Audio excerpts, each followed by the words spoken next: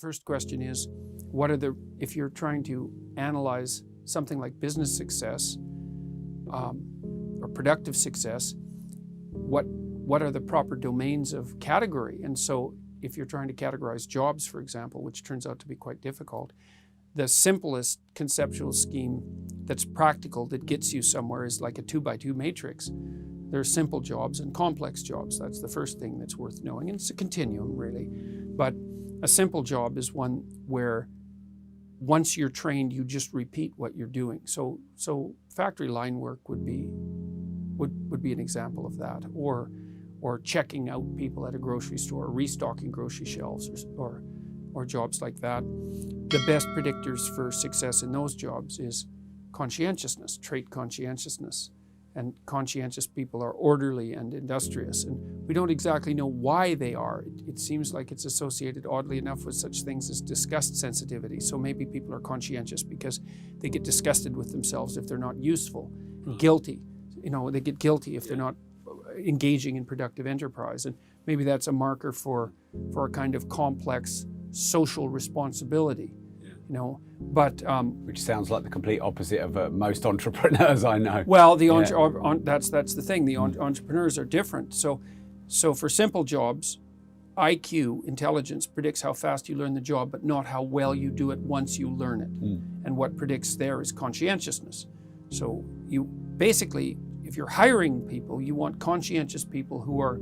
That's the most important thing. And then the second most important thing is you want people who are relatively low in trait neuroticism, which is a negative emotion dimension, because they're less likely to be absentee, and so forth. So in complex job is one where the demands change on a regular basis. And so most managerial and administrative positions are complex jobs because you can't learn the job once and for all. And then the best predictor for complex jobs, the first predictor is IQ. And the second predictor is conscientiousness. And IQ is about 3 times more powerful than conscientiousness as a predictor. And then, so that's the first, simple versus complex. And then the second category scheme would be something like managerial/administrative versus entrepreneurial. And the entrepreneurial types, actually, they're over with the artists. So the best predictor for entrepreneurial success, first is IQ, but second is trait openness, which is the creativity dimension. So entrepreneurial types tend to be very high in trait openness. And so that sets them with the artists and also with the political liberals, because the best predictor of political liberalism is trait openness. So the managers and administrative types, they tend to be conservative, and the entrepreneurial and creative types tend to be liberal. And so if you're an entrepreneur, you're going to be a lateral thinker. And so you'll be the sort of person, if you hear an idea, that will trigger off a whole bunch of other ideas. And you'll be motivated primarily by interest in pursuing your ideas. But your downfall is likely to be organizational and administrative ability. So it's often useful for entrepreneurial types to pair themselves with managerial and administrative types. You are it's like you are describing my soul here. Well, there's a tension. There's this weird tension between doing one thing right, which is what you need to do if you've already decided what it is that you're doing, and scanning the landscape for something new to do that would be worthwhile. Those aren't the same enterprises.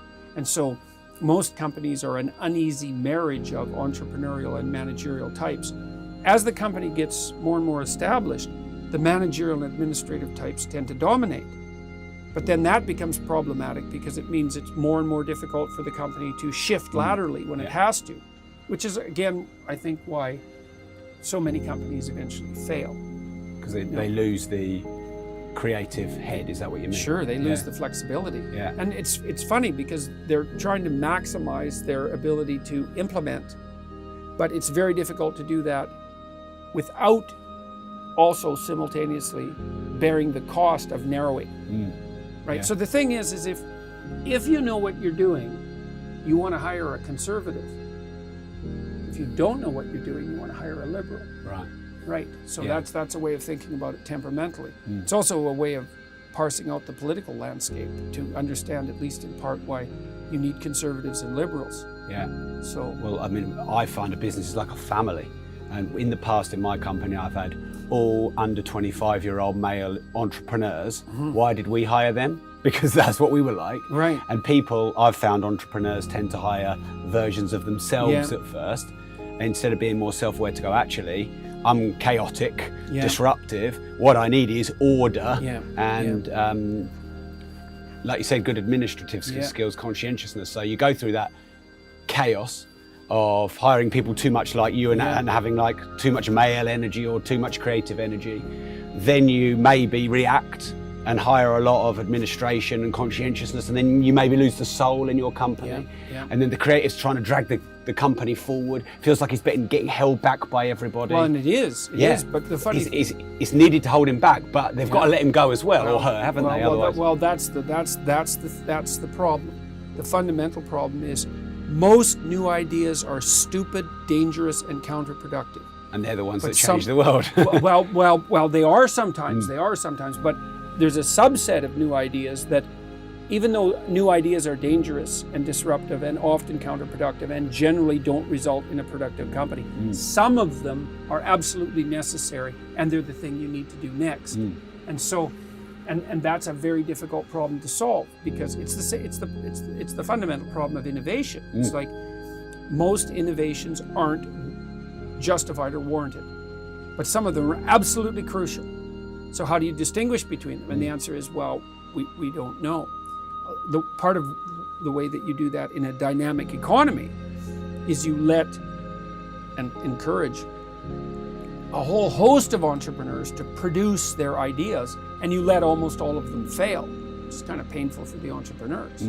But limited company and all those kind of structures are set up to make that more safe, aren't they? Right. Yeah. Well, those are. This is something that's massively underappreciated. It is. I would say, on the liberal left end of the political spectrum, is people just don't understand how absolutely revolutionary the idea of a limited company is. Because what a limited company allows is, a limited company allows your idea to die instead of you.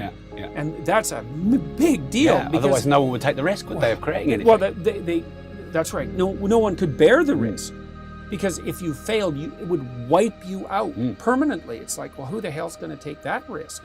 And so the fact that the limited liability is one of the unbelievable tech. I can't believe that we That's ever like an innovation that we all just forget Jesus. about, isn't it? And it's such a merciful invention.